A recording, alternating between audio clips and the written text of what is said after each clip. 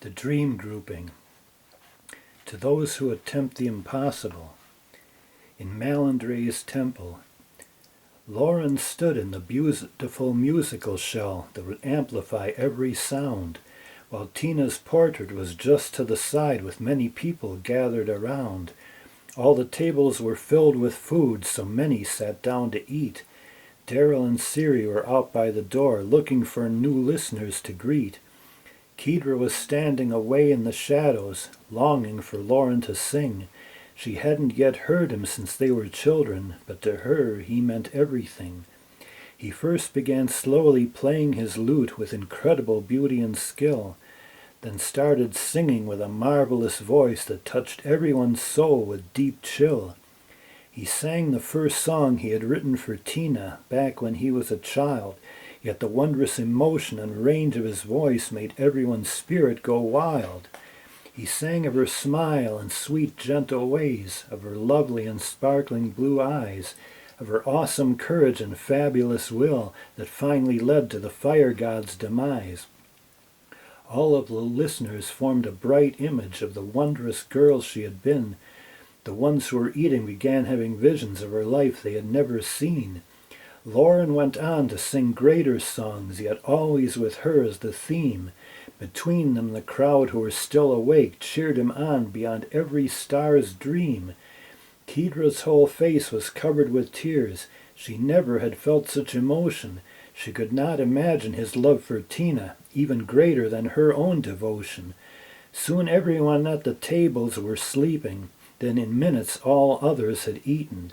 Lauren's friends greatly feared he had failed, while Kedra felt totally beaten. She went off to a corner to hide and wait until Lauren could see the sad truth. He could never restore his true love to life. He would marry the friend from his youth. When Daryl and Siri saw everyone sleeping, they finally decided to leave. Lauren was trapped in a hopeless obsession, so they couldn't help but grieve. They walked outside to their family's carriage and slowly drove away west, both certain that Lauren had lost his wits but still wishing him all the best. Yet he still continued playing and singing like nothing at all had gone wrong, and he now realized it was finally time to play his newest and greatest song, Tina's Return. Infinitely distant within the great light, Tina's soul dwelt in perfect love, yet she began hearing a gentle whisper like the soft wings of the white dove. It spoke, "Lauren, the boy you once loved, needs you desperately to return. It is your choice whether to go or not, but without you his life will burn. He is at the center of a terrible power that will force its way into his world. Unless you go back, it will overrun all till that universe's end is unfurled. There is only a small hope that you can succeed, but without you his world has no chance. So your choice is to dwell here in perfect love, or return to the wild cosmic dance." She then began hearing beautiful music like wind blowing through autumn leaves, with a gentle boy's voice filled with magic and love, all the hopes and joys he believes. Tina's choice then became perfectly clear. She could never abandon him now. To return and stay with him till the end became her soul's everlasting vow. She felt gentle forces tugging her spirit, yet soon gathered infinite speed. She then started feeling physical senses. To breathe was her deepest need. Lauren could hardly believe his eyes as her form began to appear, surrounded by gentle golden light till her beauty was solid and clear. She was dressed in a sparkling angelic white garment, the likes of which he'd never seen. Yet he still kept singing his mystical song, barely daring to dream where she'd been. Tina slowly sat up and gazed into his eyes, then softly she spoke his name. He ceased his music and held her gently, knowing life would never be the same. He fell to his knees and held her hands, gazing deeply in her blue eyes. He spoke of his life after she had died, of his wondrous love now realized. As the sleepers were slowly beginning to stir, Lauren rose, still holding her hand.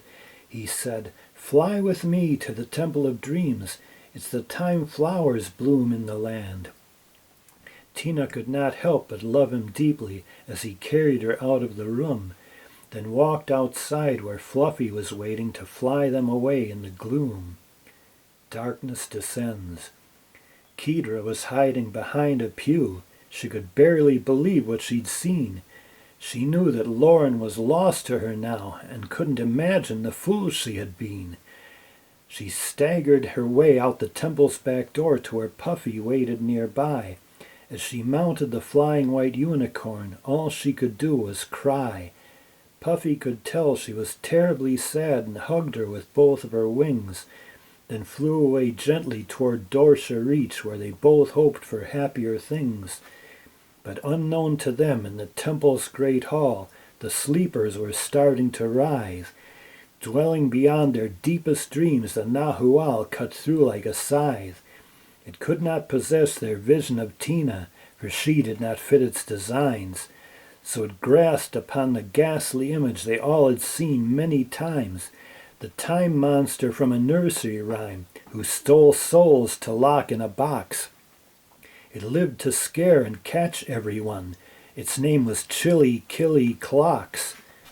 It looked like a walking gray octopus with a glowing gold clock in its middle, a pointed beaked head, two burning red eyes, its origin only a riddle.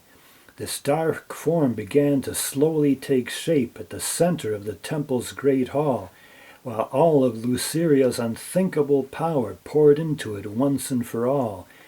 It felt a tremendous exhilaration as it knew it was finally alive. It sensed the life force in all the dreamers, and gaining it all was its drive. It raised four tentacles toward the sleepers and tore their souls out through their eyes. It then gained all their memories and knowledge, but their dreams it could only despise. For the Nahual's thoughts had nothing in common except for a lust for power, and its golden clock slowly ticked away time till it would reach Iluria's final hour.